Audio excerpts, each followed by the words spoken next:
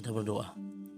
Bapa Surgawi, Bapa yang kami sembah dalam nama anak-Mu Tuhan Yesus Kristus, sungguh kami sangat bersyukur berterima kasih kepada-Mu Bapa untuk segala kasih dan kebaikan kemurahan Tuhan yang masih Tuhan berikan kepada kami sampai dengan pagi hari ini. Kami boleh tidur dengan tenang, bangun dengan selamat pada pagi hari ini tanpa kekurangan suatu apapun. Sebelum kami memulai aktivitas kami, izinkan kami untuk bersekutu dengan Tuhan, berdoa, memuji memuliakan nama Tuhan, dan mendengarkan kebenaran firman Tuhan melalui channel YouTube ini. Berbicara bagi kami Tuhan, nyatakan kuasa-Mu, nyatakan isi hati-Mu, karena kami telah siap untuk mendengarkan kebenaran firman Tuhan. Dalam nama Yesus kami sudah berdoa dan mengucap syukur. Amin. Shalom ibu bapak saudara terkasih dalam nama Tuhan kita Yesus. Semangat pagi, bertemu kembali di channel Rionando Butar-Butar dalam khotbah 5 menit aja toko 5 untuk renungan harian.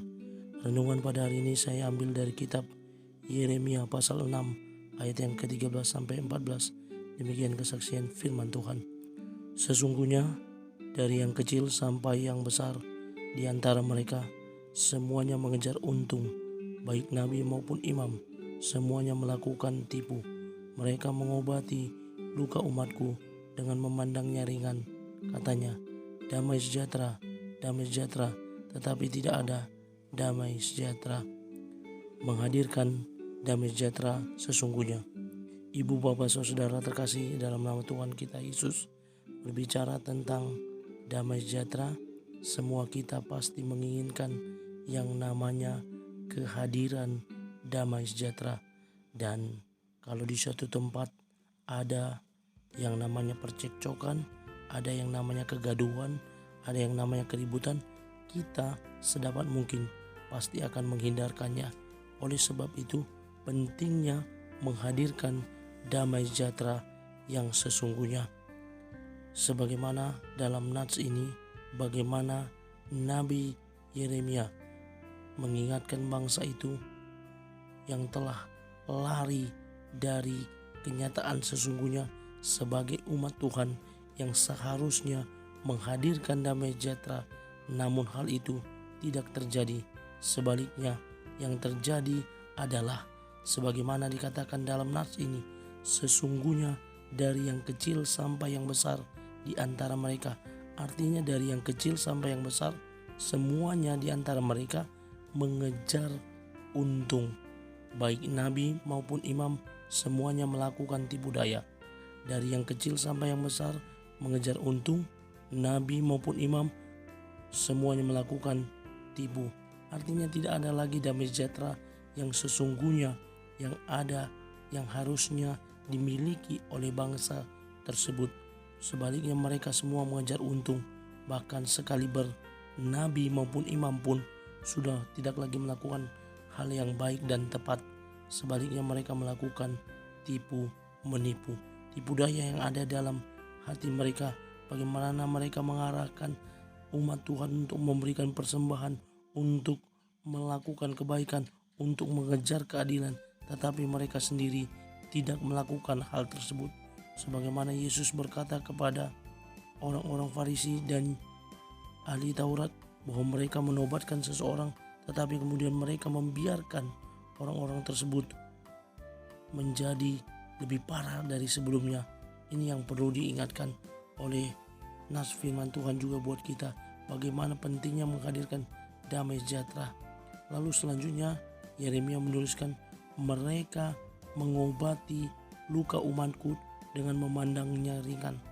Mengobati, memperbaiki kelakuan umat Tuhan, memberikan rasa aman kepada umat Tuhan, itu sudah tidak terjadi lagi di antara bangsa itu pada saat itu.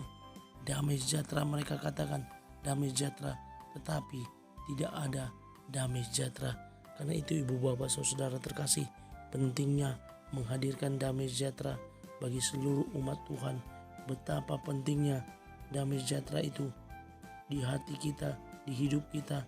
Karena itu mari kita menjadi pelopor untuk menghadirkan damai sejahtera. Saya mengutip beberapa kata-kata motivasi. Yang pertama dari Charles Baudelaire, seorang penyair Prancis. kepada yang terbaik, kepada yang tercantik, yang membuatku bahagia dan sejahtera. Sesuatu yang cantik, yang baik, yang menghadirkan damai sejahtera bagi hidup kita. Mario Teguh, seorang motivator, berkata, perhatikanlah, ternyata selalu orang yang rendah hati di antara kita lah yang hidupnya damai sejahtera, terhormat. Kerendahan hati adalah bakat untuk ditinggikan. Mari kita merendahkan hati kita, tidak seperti orang-orang Israel pada saat itu yang mengejar keuntungan, melakukan tipu daya, mengobati luka umat dengan tidak sesungguh-sungguhnya. Dan kita boleh belajar rendah hati. Mari menjadi umat Tuhan yang menghadirkan damai sejahtera yang sesungguhnya, dimulai dari diri kita sendiri kepada lingkungan yang terdekat di antara kita. Amin. Kita bersatu dalam doa. Terima kasih Bapa untuk firman-Mu.